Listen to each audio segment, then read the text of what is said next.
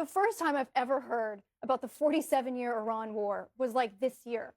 Like, we don't teach about the 47-year war with Iran in school. Like, it's insulting to actual conflicts that we've been involved in. That you have no idea what the Iranians have done to us for 47 years. How many Americans have they killed on U.S. soil in 47 years in the war that we've been in with them? And I think it was just last week, President Trump said, you know, my biggest fear is being Herbert Hoover.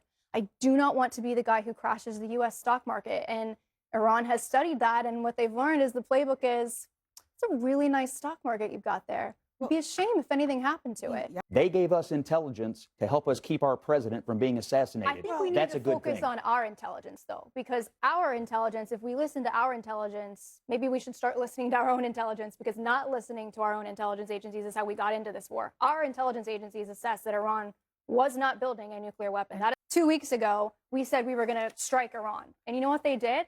They said, oh, okay, if you do that, we're going to treat Elon Musk's Starlink infrastructure in the region as military assets, since Starlink helps the U.S. military. And we didn't go through with the strikes. You want to know why? Because SpaceX's IPO was scheduled for 2 days later. Like, there's no military solution to this conflict. Iran has figured out that this is a stock market war. So, Israel intelligence has found that there is a plot to assassinate Donald Trump from the Iranian regime. Israeli intelligence, and in this clip we see Republican MAGA loyalist Caroline Sunshine, number one, doubt the intelligence that it is that's been given, and then secondly, she put Scott Jennings in his place on what intelligence that we should have believed from the very beginning. This is a must watch. As usual, let's watch the clip in full. I'm going to give you guys my thoughts towards the end. Let's get into it. Good evening, I'm Abby Phillip in New York. Breaking news tonight, an escalation from Iran. Sources tell CNN that Israel has warned the United States of a new Iranian plot to assassinate President Trump. Some American officials suggested that the Israeli report could be an effort to sway Trump as he weighs whether to intensify his posture in Iran. But it does come after days of crowds of Iranians calling for Trump's death during the funeral for the slain supreme leader. At the NATO summit yesterday, Trump appeared to reference some of the threats against him. They want to take out the U.S. leader, me. I'm on every list. I saw things this morning. I'm on every single one of their lists. I may be gone too, because I'm their number one target. It's out all over the place. I'm their number one because they're scum. It's the latest development that raises the question, is President Trump back to square one with Iran? This week, he said the 60-day memorandum of understanding was, quote, over. Both sides have exchanged strikes in the region. Traffic through the Strait of Hormuz has slowed significantly again. And now sources tell CNN that mediators in the region are working to get the U.S. and Iran back to the negotiating table, a last-ditch effort to salvage what they can from the ceasefire agreement. Now, remember, that agreement just laid the groundwork to start talking about Iran's nuclear ambitions and what would happen to their enriched uranium. The gap between the United States and its stated goals and any chance of achieving them right now appears to be getting wider. Joining us now in our fifth seat is Max Boot. He's a senior fellow at the Council on Foreign Relations. But before we begin and open it up here at the table, you are invited to join the conversation and the debate. Go to cnn.com/Abby. You can weigh in there. We'll get to some of your comments throughout the show. But Max, taking all of this into consideration, what seems to be the increased belligerence from Iran as a result of this funeral, after this funeral, the MOU seems to be dead in the water, and perhaps a real threat that Iran is actually actively plotting to kill Trump again. What do you make of it? What I make of it, Abby, is that the Iran war has not really ended. I mean, remember when President Trump started this foolhardy and unnecessary war of choice at the end of February, he said it would be a war that would last about 4 to 5 weeks. And here we are about 5 months later, and unfortunately, the war is still continuing. I mean, I'm not sure that we're going to see a return to a full-blown set of hostilities, because I don't think Trump wants that, especially ahead of the midterm elections. He doesn't need gasoline prices to spike once again, especially with the U.S. petroleum reserve at its lowest level since 1983. I don't think the Iranians necessarily want a full-blown war either, because they still have a lot of damage to repair from the previous round of hostilities. But it's clear that the Iranians do want to control the Strait of Hormuz. They do want to make sure that 20% of the world's oil basically flows through their hands, which was not the case when Trump started this war. But now, since the war started, they've discovered that they have this weapon of economic destruction at their hands, and they don't want to relinquish it. And oh, by the way, Trump is still not accomplishing his goal of eradicating the Iranian nuclear program. So it's a mess. But what I foresee happening, Abby, is we're likely to be in this period of low-level hostilities where it's not quite full-blown peace, not quite full-blown war, but kind of alternating between periods of hostility and peacemaking. But again, I don't see us making much progress towards Trump's goal of ending the Iranian nuclear program. Yeah, I mean, to that point, this was 20-something days ago. This is J.D. Vance talking about what he predicted would be a complete change in the posture of Iran as a result of this MOU. Listen. The coolest thing about the progress we've made over the last few weeks is that you see people within the Iranian system, senior leadership, even IRGC officials say, you know what, we may have some animosity, we may have some mistrust, but we recognize the way that we've done business with the United States for 47 years is a mistake. Let's try something else. You know, Caroline, there was really nothing at the time that suggested that he was correct. Certainly nothing in the MOU. In the MOU, it doesn't even address any concrete things about the nuclear program, Iran's support for terror in the region. So were they just hoodwinked?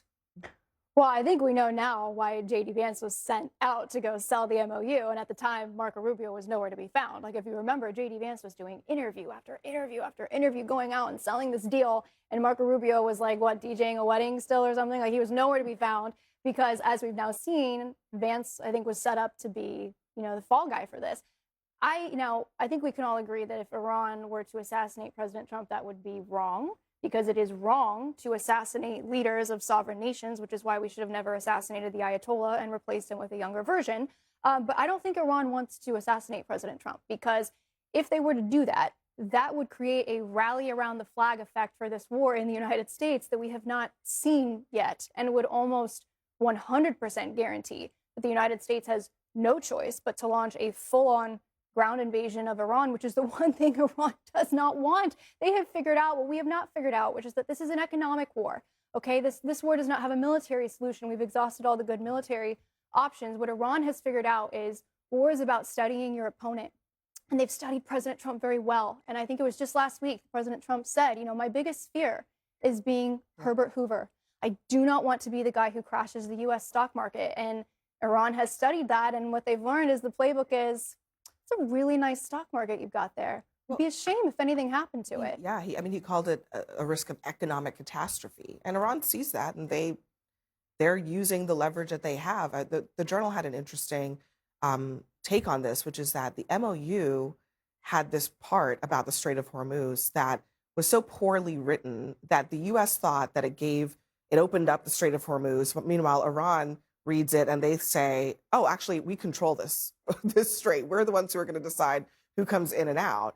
And now here we are. I think it speaks to the flippant nature of the whole situation. I mean, if we're being honest, I think if most Americans are being honest with themselves, this whole crisis, this war was created as a shiny object to distract so many folks from the chaos that was around this administration at the time. And what looked to be was promised a couple of days, a couple of weeks, a couple of months, is now turned into some sort of endless, unprojectable end. And it speaks to the serious nature of this. It speaks to the grave danger that not only the region, but the world sits upon. And there's really two outcomes. There's either the U.S. is going to give in to Iran, continue to give and give and give and give, or we're going to have to commit ourselves and our troops and our military to some sort of effort that is going to blow us away for extended periods of time. It's going to break a lot of people's mindsets as to what Donald Trump's true intentions are there. That's the ultimatum. There is no way to negotiate. This is a propaganda war. Donald Trump is using propaganda and he's propping up the markets. He's not talking to diplomats. He's not talking to generals on an hourly basis. He's talking to financial experts that are telling him when markets are closing, when markets are opening, and when PR needs to be pushed out to change the narrative. Scott? You seem to know exactly who Donald Trump is talking to. How do you know that? Well, just as an American watching it play out, it certainly feels as though there's no sort of organized fashion of what's going on. You said he's not talking to generals, that he's only talking to, economic planners. I'm just asking how you know that. It just seems to be a wild assertion. I just wonder what evidence of that there is. As a tax-paying American, I sit there and I watch this stuff play out within minutes after the markets close. I watch before markets open. So no evidence. So here's what I think. I think we achieved a great military victory. The Iranian military is devastated. I disagree with Max. I don't think they're currently on the brink of building a nuclear weapon because they can't be because of the military victory that we have achieved. I didn't say they were on the brink of building a nuclear weapon. You said we have made any progress. I said we have not eradicated their nuclear program like Trump said. They have 1,000 pounds of highly enriched uranium. They still have it. Yeah, and it's buried beneath a significant amount of rubble. And then they can take it out of there when they want to. Thanks to the United States military. So that's number one. Number two. Don't mischaracterize what I said. After the military victory, they gave diplomacy a chance. And as the president said repeatedly, he always said, I would like to have a deal. I'm prepared for them to not behave, in which case they get nothing, and we have to go back to a military option, which is where we are today. Where it ends, I don't know. There hasn't been as much volatility in the oil market the last couple of days as some people might have projected, which is a good thing. But I do think it's true that they are not interested in rational outcomes here. And this whole threat to assassinate our president, just say one other thing, for all the people out there who've been crapping on our relationship with Israel and what we do with Israel and our alliance with Israel, they gave us intelligence to help us keep our president from being assassinated. I think we need to focus on our intelligence, though, because our intelligence, if we listen to our intelligence, maybe we should start listening to our own intelligence, because not listening to our own intelligence agencies is how we got into this war. Our intelligence agencies assessed that Iran was not building a nuclear weapon. That assessment has not changed throughout this war. Israel also gave us intelligence telling us that the Iranian regime was about to fall, and that proved to be terribly false. I also think that there is a bigger foreign policy mess here. If you'll remember, January 3rd extricated Maduro out of Venezuela for what was supposed to be interim elections shortly afterwards. Venezuela has now been hit by 2 devastating earthquakes, and the Maduro vice president and his entire regime is still in place. They're completely incapable and inept to responding to these earthquakes. We saw this week U.S. officials, Southcom officials, greeting and hugging and meeting with the worst of the offenders, the executor of the oppression in Venezuela, Diosdado Cabello.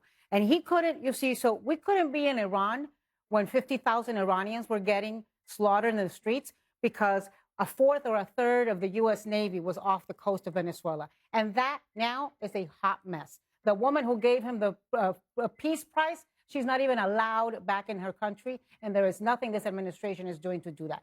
Iran is a quagmire. It feels like every other day they tell us that this is about to end, and it doesn't end. And Cuba, you got 10 million people without electricity, a grid that has completely collapsed, and a bunch of Cuban Americans in Miami wondering when the hell it's going to be their turn. So to your point about whether this will be a quagmire, one of our viewers has a question. Where does the panel think that the U.S. will be a year from now in Iran? I mean, Max, you suggested that it's like an on-again, off-again conflict. But where does that end? Are we going to do that forever? Well, to coin a term, Abby, it looks an awful lot like a forever war. You know, one of those forever wars that Trump was promising to end, and he just started one, and he doesn't know how to get out of it because he thought that the Iranian regime would fall within a few days, which no serious intelligence analyst, which the U.S. intelligence community, nobody really believed that. But Trump seemed to think that because Netanyahu told him that. Clearly, that's not the case. He doesn't have an exit strategy. And so we're basically stuck with this hostile regime, which is as big of a threat as ever to the rest of the region. But if Republicans lose the House and or the Senate, can that change? Can a Democratic House and or Senate put some guardrails on Trump? I doubt it because, you know, he has huge authority as commander in chief. He doesn't listen to Congress. I'm not sure that there's much like the only authority for what? The only authority he recognizes, as we were discussing earlier, is the market. So he doesn't want to do something that thanks the market. Guardrails for what? To go back to a world where we're all rainbows and unicorns with the Iranians? They've been at war with us for 47 years. Rainbows and unicorns. 47 years? Okay. Nobody has been rainbows and unicorns with the Iranians. Why didn't I learn about the 40? I'm sorry. The first time I've ever heard about the 47-year Iran war was like this year. Like, we don't I'm teach sorry, you about don't the read much. 47-year war with you just Iran in start school. following the Like, news it's this year? insulting to It's insulting. actual conflicts It's insulting that to we've been intelligence involved that you in have no idea to what the say that Iranians we've have been at done war with to Iran. us for How 47 many Americans years. have they killed on U.S. soil in 47 years in the war that we've They been have at killed with them? thousands of Americans. They have maimed American soldiers. Yeah, they have which is attacked all American wrong. allies, and they But have been why at have our war soldiers been with over the there? West for ever since this regime came to power. And it is their intention to build a nuclear weapon and Okay. use it on us and use it on Israel and use it on the West. That is their intention, and they state it No, every they day. intend to just keep using the Strait of Hormuz. They have now learned that they can behave like a nuclear power without ever needing to be one. But okay, so like if we're going to keep going with this, what number of American troops are we willing to commit to keep going? And like, what's your number? Like, how many U.S. troops are you willing to expend to achieve your objectives? And what amount of money? Because like we're not having that conversation, and we need to because we've already spent $300 billion. We've already lost. Like what those amount are of the money am I questions willing to we need expend to answer. to keep Those the are the American people guardrails we're safe talking about from the with worst Congress. regime in the world? A fair amount. Okay, Iran, nobody is like, first of all, Iran does not have a nuclear weapon. They don't want a nuclear weapon. And nobody is They firing, nobody is firing a nuke at a country that has 5,000 of them. You understand? Like, A, they nobody do want is a nuclear firing weapon, a nuclear weapon as Max knows, at a and country B, that has and 5,000 of B, them. you're That's not arguing happening. that there's some sort of a rational actor here. They're irrational people. It's pretty apparent. Oh, is I it think not? they're very, I think one of the other things about this, Scott, I heard you earlier saying that if they don't behave well, they don't get anything. Why is this always about what they get? What about what we need to get? We need to get the uranium. Yeah. We need to get inspectors on the ground. We need to get the we need Iran to stop funding terror. And it seems like there's actually no mechanism whatsoever for us to get any of safely those navigate things. through the Strait of Hormuz. And the Strait of Hormuz. Well, that was the point of attempting diplomacy. But what they've learned is there was always a high percentage chance this was not going to work. But in the absence of diplomacy, what is the mechanism for us to get any of those things that we say we need? In the absence of diplomacy, Yeah. Because you're saying vigilance diplomacy and is willingness done. to pummel these people You're saying into submission. diplomacy is done. No, I We're don't just know that. gonna I don't know that. gonna basically bomb them forever. But bombing don't know them that forever either. doesn't get us the nuclear material. It doesn't get us inspectors. It doesn't get us a change of their actual behavior. What does it get us? It doesn't get us lower oil prices either. You posited that the choice was diplomacy or this. I don't know that diplomacy is done. Maybe it's not. I sort of think at the moment that it is. But number two, just like with any irrational bad actor, you have to be willing to monitor and pummel as needed. I mean, that is what will have to Sure, happen. but again, how are we getting the things we want? That doesn't answer the question. Well, I mean, We can pummel them all we want, but we don't get a single thing as a result of that.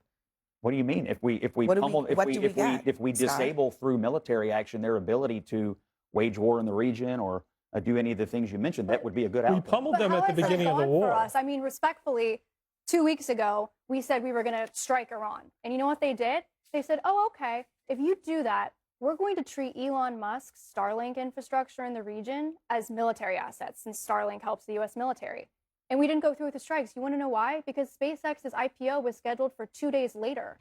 Like, there's no military solution to this conflict. Iran has figured out that this is a stock market war. And so, I mean, they blunted our strikes. Like, you see how the chess works, right? We have the greatest fighting force in the world, but it's time to bring them home because there's not a military solution to this that doesn't involve us being over there years from now, which is what we don't want to that viewer's question. We will leave it there. Next for us, the I do like a little bit of Republican on Republican violence. I really, really do like it.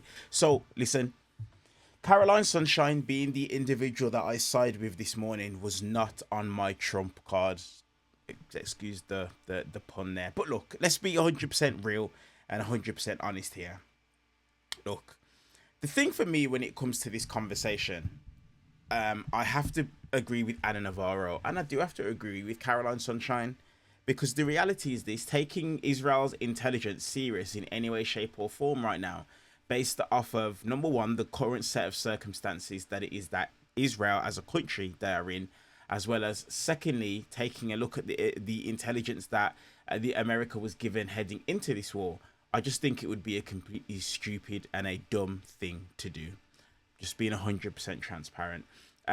First and foremost, Israel were the ones who gave Donald Trump the intelligence that the Iranian regime was about to fall and that this could be a 2-week operation. Israel gave him that intelligence. We don't have to try and guess it. We don't have to talk about some reporting. We can literally talk to an insider. Marco Rubio, first and foremost, came out and he claimed that is the exact reason why America got involved with the war in Iran.